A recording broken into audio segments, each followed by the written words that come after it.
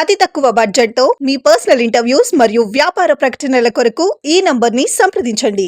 దేశాన్ని ప్రేమించే ఏ భారతీయుడు బ్రిటిష్ వారి నుంచి ప్రయోజనం పొందేందుకు తన నిజాయితీను మార్చుకోకూడదు. ఈ ప్రేరణాత్మక మాటలు లాలా హర్దయాల్ సింగ్ మాథుర్ అనే భారత జాతీయవాద విప్లవకారుడివి. లాల్ హర్దయాల్ స్వాతంత్ర సమర యోధుడే కాకుండా బహుముఖ ప్రజ్ఞాశాలి. భారతీయ సివిల్ సర్వీస్ లో అవకాశం వచ్చినప్పటికీ ఆయన తిరస్కరించారు. లాల్ హర్దయాల్ అక్టోబర్ 1884 ఢిల్లీలో జన్మించారు. ఆర్య సమాజం, మాజిని, కార్లా మార్క్స్, బకునిక్ వంటి తత్వవేత్తల ఆలోచనలతో చిన్నతనంలోనే ప్రభావితులయ్యారు. 1908లో భారత్ తిరిగి వచ్చిన తరువాత బ్రిటిష్ పాలనపై వ్యాసాలు రాయటం ప్రారంభించారు. ఆయన రచనలు బ్రిటిష్ ప్రభుత్వానికి ఇబ్బంది కలిగించాయి. అందుకే ఆయనపై నిర్బంధం కొనసాగింది. లాలా లజపతి రాయ్ సలహా మేరకు ఆయన విదేశాలకు వెళ్లారు. లాల్ హర్దయాల్ గదర్ పార్టీ ఏర్పాటులో కీలక పాత్ర పోషించారు. ఆయన ప్రత్యేకంగా ప్రవాస భారతీయులలో జాతీయ భావం రగిలించారు. గదర్ పార్టీకి మద్దతు ఇచ్చిన సిక్కు వలసదారులను,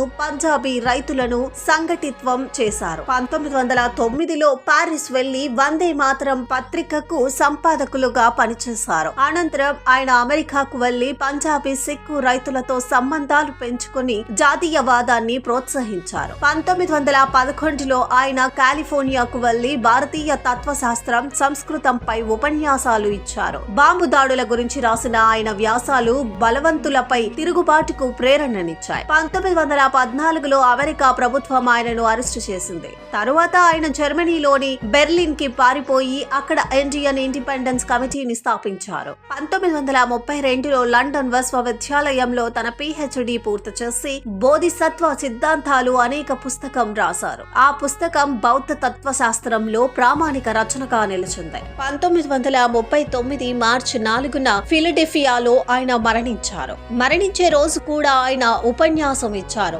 ఆయనది సహజ మరణమని ప్రభుత్వం చెప్పినప్పటికీ విష ప్రయోగం జరిగిందని అనుమానించారు. 1987లో భారత తపాలా శాఖ ఆయన స్మారకార్థం స్టాంపును విడుదల చేసింది. ఆయన రచనలు తత్వ భారత స్వాతంత్ర్యం పోరాట వీరులకు స్ఫూర్తిగా నిలిచాయి.